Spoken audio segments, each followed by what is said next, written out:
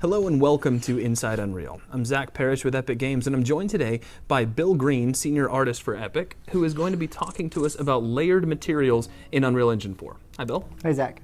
So our topic today is layered materials, which I understand are a special type of material in UE4. But for those who are new, what is just a regular material? Well, that's the surface definition of an object. So you can control the color, the specularity, the reflectivity, the bump, the glow, things like that. Okay, that makes sense. So what is a layered material? Well, a layered material is basically a material inside of material. So if I've created a material over here that might be red and reflective and have bump, things like that, I can create a node out of that and then drag that into my material that I'm making. And then I can stack them and separate them all out through mask, so like an RBG channel. Now, why is that significant? Well, as an artist, it's all about control. And so you want to be able to just jump in there and create all the art you want without being caught up with, technical limitations. Just be creative and not worry about it. Okay, can you show them to us? Yeah, sure.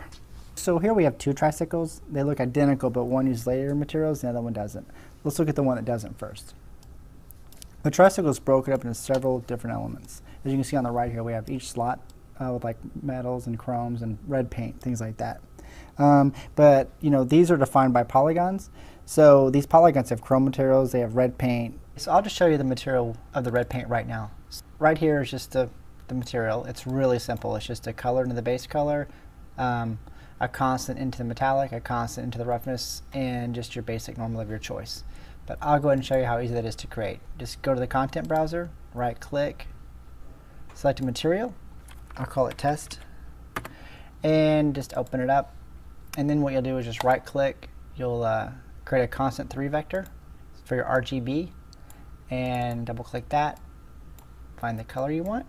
I'll use red, and it's good to go. And then we'll go ahead and just create a constant and plug that into the metallic.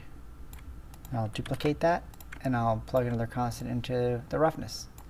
And you can see it's that easy to make a metal paint. Super simple. And I'll save that, and it's good to go.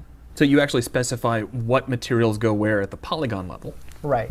Okay. Now the other one I assume uses layered materials? Yeah, the other one uses a single layer material instead of a separate material element. Oh yeah, you can see that. Yeah, you can see that it only has one material applied. Inside that material there are layers for things like chrome, red paint, rubber, and so forth. And these are basically separated by texture masking. Okay, now can we see the material? Yeah, if I jump inside, you can see right here the nodes that separate the different material layers. You can also see how we use each channel of texture to control where each one is blended. Okay, yeah, that's got a nice flow to it. So I do notice, though, that on these tricycles, we're kind of getting the same result with or without layered materials.